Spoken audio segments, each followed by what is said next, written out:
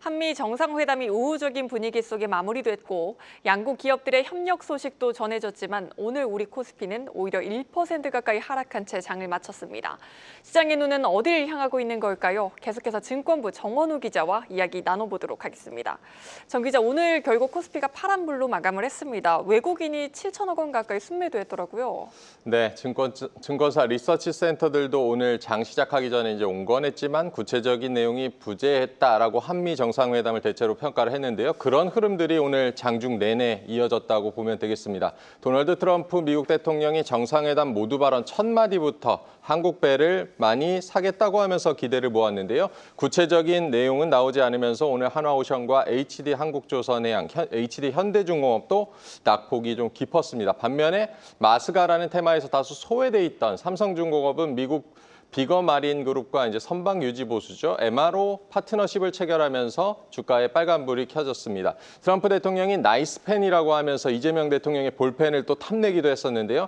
볼펜의 제조사는 이제 국내 수제 만년필 제작업체로 알려졌는데 관련이 없는 모나미가 오늘 상한가를 갔습니다. 또 LNG 협력이 언급되면서 하이스틸과 같은 이런 강관 기업들의 주가 상승이 장중에 두드러지기도 했었고요.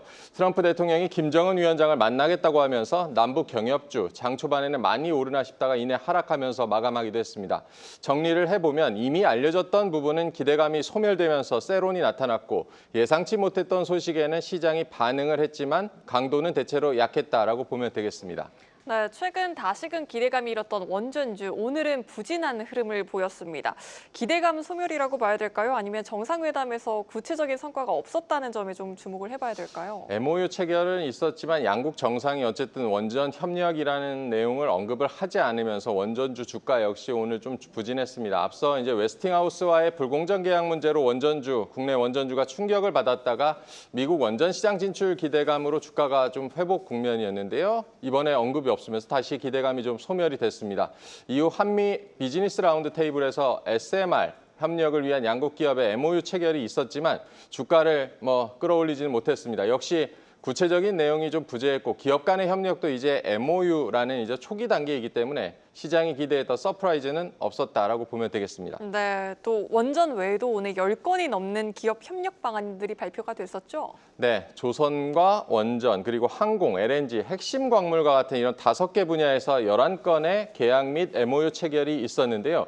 MOU를 이제 체결한 기업들 지금 표로 나가고 있는데 HD 현대, 삼성중공업, 두산에너빌리티, 삼성물산, 대한항공, 가스공사, 고려아연 정도가 이제 상장사인데 주가는 앞서 말씀드린 삼성중공업을 비롯해서 HD 현대를 제외하면 오늘 모두 하락 마감했습니다. 역시 증권사들의 평가처럼 MOU라는 것이 협력의 초기 가이드라인 정도이고 구체성이 떨어지기 때문에 앞으로 어떤 식으로 구체화되느냐를 좀 더 주목을 해봐야겠습니다. 네, 그래도 한미 정상회담이라는 불확실성은 해소가 된 상황입니다.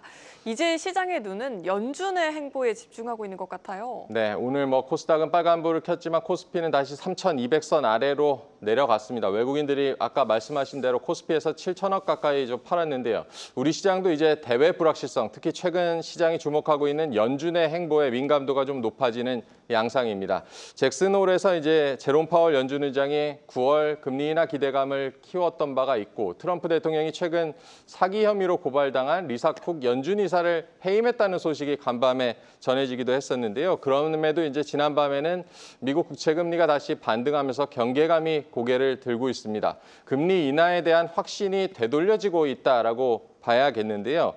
곧 나올 경제 지표들을 더 확인해 봐야겠다는 심리가 시장에 퍼지고 있다고 보면 되겠습니다. 우리 시간으로 이번 주 목요일 새벽에 엔비디아 실적이 나오고 그날 밤에는 미국의 2분기 GDP 수정치 그리고 금요일 밤에는 7월 물가 지표인 PCE가 발표가 됩니다. 또 이달 초 이제 시장에 충격을 줬었던 미국의 고용 8월 고용 보고서가 다음 주에 이제 나올 예정입니다. 다음 주 금요일 밤에 나올 예정이고요. 지난밤 뉴욕 증시의 하락에도 이런 경제 지표들에 대한 경계감이 작용했다는 해석이 나왔습니다. 네, 경제 지표들 꼼꼼히 체크해봐야겠습니다. 증권부 정원우 기자였습니다.